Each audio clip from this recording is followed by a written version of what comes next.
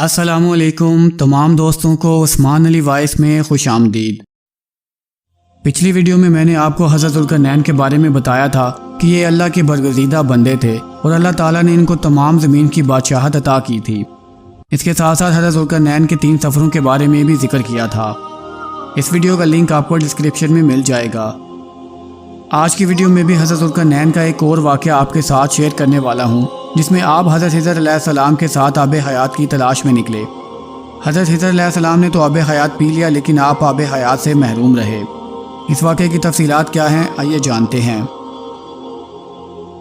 حضرت ذوالقرنین نے ایک دن علماء اور حکماء سے پوچھا کہ کیا تم نے کبھی کسی کتاب میں دیکھا ہے کوئی ایسا نسخہ جس کے استعمال سے عمر اتنی لمبی ہو جائے کہ آدمی تصور بھی نہ کر سکے، یا ایسا نسخہ جس کے استعمال سے آدمی کو موت نہ آئے؟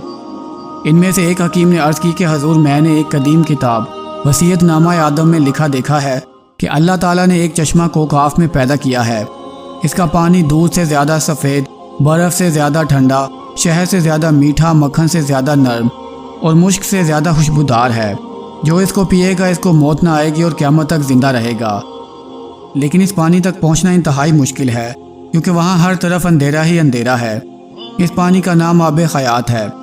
یہ سن کر حضرت ذوالقرنین کے شوق میں اضافہ ہوا۔ انہوں نے حضرت خضر علیہ السلام اور علماء سے کہا کہ آپ بھی ہمارے ساتھ چلیں، اور پوچھا ذرا یہ تو بتائیں کہ سواری کے لیے سب سے اچھا جانور کون سا ہے؟ علماء بولے اچھی نسل کی گھوڑی جس نے بچہ نہ جنا ہو۔ چنانچہ حضرت ذوالقرنین نے 1000 گھوڑیاں منگوائیں اور حضرت خضر علیہ السلام کو ان کا رہبر بنا کر سب سے آگے روانہ کیا۔ پھر آپ نے علماء سے پوچھا کہ وہاں پہنچنے کے بعد اگر اس جگہ اندھیرا ہوا تو کیا کریں گے؟ علماء نے کہا کہ ایسا کریں کہ شاہی خزانے سے لال و گوہر لے لیں، اگر اندھیرا ہو تو اس کی روشنی میں آگے بڑھیں۔ آپ نے قیمتی لال جو اندھیرے میں روشن ہو جاتا تھا لے کر حضرت خضر علیہ السلام کے حوالے کیا۔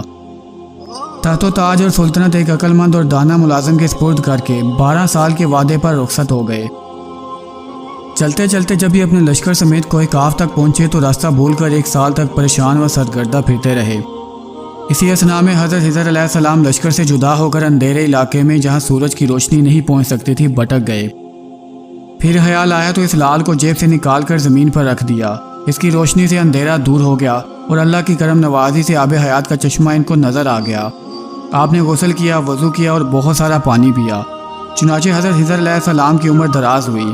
پھر وہاں سے نکل کر واپس آئے تو ایک اندھیری جگہ پہنچ کر دوبارہ لال کو نکالا، جس سے اندھیرا دور ہو گیا۔